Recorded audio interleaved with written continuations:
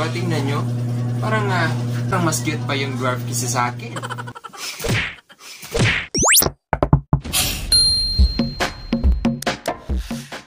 Hey mga luga! Kumusta? So nagbabalik naman tayo. Panibagong araw para sa panibago naman nating video. Yo, this is Maki Rosedo and welcome po kayo sa channel natin ito. At kung napadaan ka naman sa channel natin ito ay subscribe natin ang notification bell na kung sa ganun ma-update kasi iba pa natin mga videos. So video natin ito, ang gagawin natin, siguro nabasa nyo na yung title. Video na ito ay mahan nyo akong ipipaint yung dwarf ko na bago lang na ako siya nahuman o sculpting. So, ang paint natin ngayon ay itong dwarf na ito. So, kunin na natin. Naku, ang bigat pala nito. Para 30 kilos. Pipinta natin to.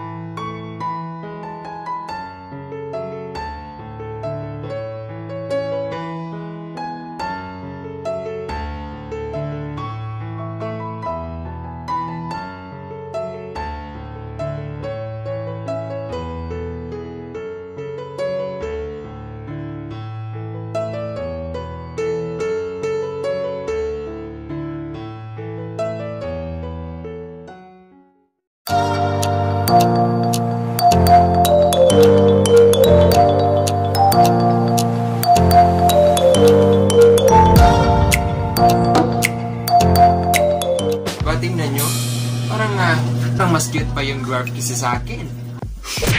So, ano bang masasabi nyo sa video natin na ito, sa dwarf na ito? Ano bang masasabi nyo? Ay, mag-comment ka na dyan sa baba. So, kung may masasabi kayo, ay mag-comment na kayo dyan. Papadaan ka na naman sa channel natin na ito, ay subscribe mo na yan, na kung sa ganun ay ma-update ka sa iba pa nating mga videos, mga kaluka. So, hanggang sa susunod nating mga videos, mga kaluka. Maraming salamat po sa inyong panonood. Nagmamahal, Maki Rosido. So ayun, always staying positive, stay safe, and God bless to all, mga kaluka. Hanggang sa susunod nating pagkita. Ops, wait lang. Baka gusto nyong mag-request sa akin ay mag-request na kayo na kung sa ganon ay maragdagan na naman yung mga videos natin, mga kaluka.